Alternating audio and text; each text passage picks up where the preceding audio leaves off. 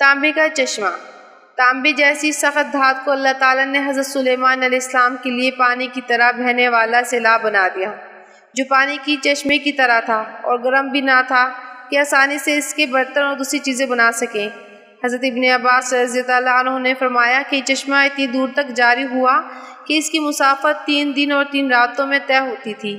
یہ عرض یمن میں تھا، اور مجاہد کی روایت ہے کہ یہ چشمہ صنع یمن سے شروع ہوا اور 3 دن 3 راتوں کی مسافت تک پانی کے چشمے کی طرح جاری رہا۔ قرآن کریم کی آیت سے معلوم ہوتا ہے کہ حضرت سلیمان علیہ السلام کا لشکر 3 قسم کا ہوتا تھا: انسانوں کا، جنوں کا اور پرندوں کا۔ حضرت سلیمان علیہ السلام جب سفر کرتے تو ان کے لشکر میں جنات بھی ہوتے اور انسان بھی، پرندے بھی شامل ہوتے تھے، اور ان کی روانگی سے قبل اس تمام لشکر کو ترتیب و تنظیم کے غرض سے روکا جاتا تھا۔ پھر روانگی میں اس ترتیب کو مد نظر رکھا جاتا تھا تاکہ پہلی صف والے آگے نہ نکل جائیں یا آگے والے پیچھے نہ رہ جائیں، دائیں طرف والے بائیں طرف نہ ہو جائیں اور بائیں طرف والے دائیں طرف نہ آ جائیں، جیسے کہ آج کل منظم حکومتوں کی فوج منظم ہوا کرتی ہے، اور اس کا چلنا اور ٹھہرنا اور دائیں بائیں مڑنا ایک قاعدے اور ضابطے کے تحت ہوتا ہے۔ آج کل تو صرف انسانوں کی فوج ہوتی ہے۔ حضرت سلیمان علیہ السلام کے عہد میں انسانوں کے ساتھ ساتھ جنات اور طیور بھی ہوتے تھے۔ جب ان لشکروں کو لے کر حضرت سلیمان علیہ السلام چلے تو ایک جنگل پر سے گزر ہوا جہاں چونٹیوں کا لشکر تھا۔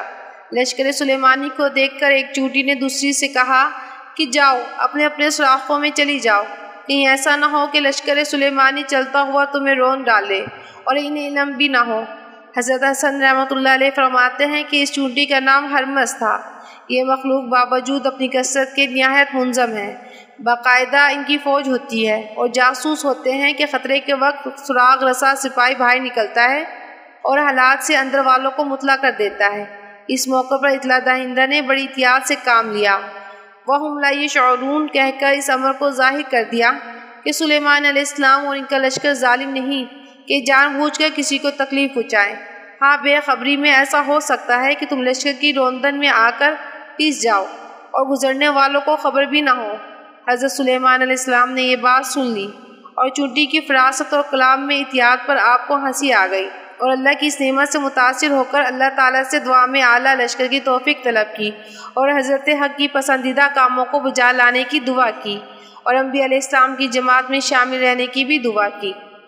وآخر دعوانا ان الحمد للہ رب العالمین، والسلام علی المرسلین والحمد للہ رب العالمین۔